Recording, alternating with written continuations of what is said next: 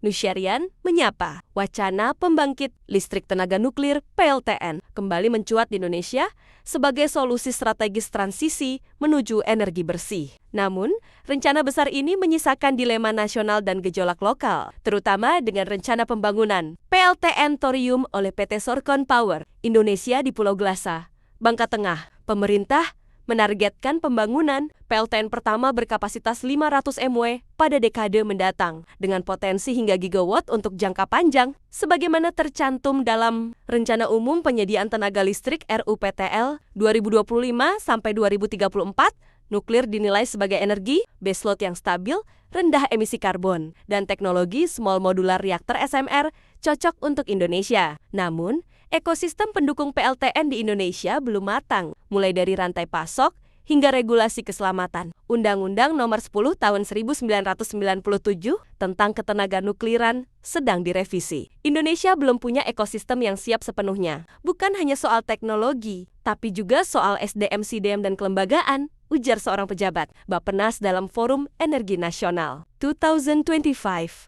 Indonesia masih kekurangan tenaga ahli reaktor, operator, dan insinyur keselamatan nuklir. Risiko bencana alam seperti gempa dan tsunami juga menjadi pertimbangan penting. Insiden Fukushima 2011 menjadi pengingat bahwa keselamatan dan transparansi publik sangat krusial. Selain itu, pengelolaan limbah radioaktif jangka panjang juga menjadi isu sensitif. Rencana proyek PLTN Thorium SMR di Pulau Glasa oleh PT Sorkon Power Indonesia yang diklaim aman dan ramah lingkungan menuai penolakan dari masyarakat setempat. Jangan jadikan Bangka Belitung sebagai kelinci percobaan teknologi nuklir, ujar seorang warga desa Batu Beriga. Klaim riset Sorkon yang menyebut 85% masyarakat Bangka Belitung mendukung PLTN diragukan objektivitasnya. Meskipun SMR menawarkan keunggulan kapasitas kecil, modular, dan sistem pendinginan pasif yang lebih aman, ketiadaan kerangka hukum dan pengawasan nuklir yang mutakhir berpotensi mengancam keselamatan jangka panjang. Kementerian ESDM dan Bapeten menegaskan bahwa semua proyek nuklir harus memenuhi standar internasional IAEA